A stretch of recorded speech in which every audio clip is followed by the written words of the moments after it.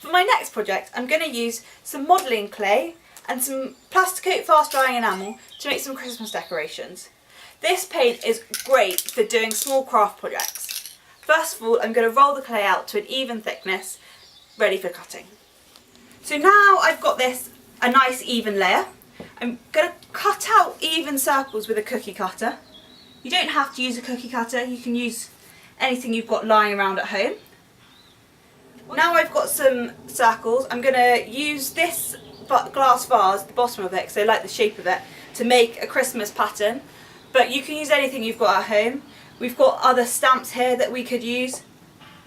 Anything that can make a nice pattern. So now I've got them all cut out, I'm going to make a hole in the top so I can thread a ribbon in. And then leave them to dry before painting.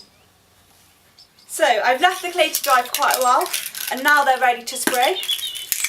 Once they're sprayed, I'll leave them to dry.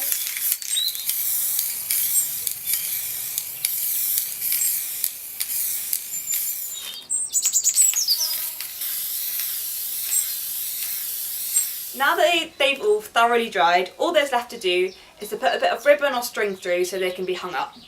I'm using a bit of red wool. I'm really pleased with these. They look really effective. It's such a quick and easy craft project that the kids can get involved in. Now these are all ready for Christmas.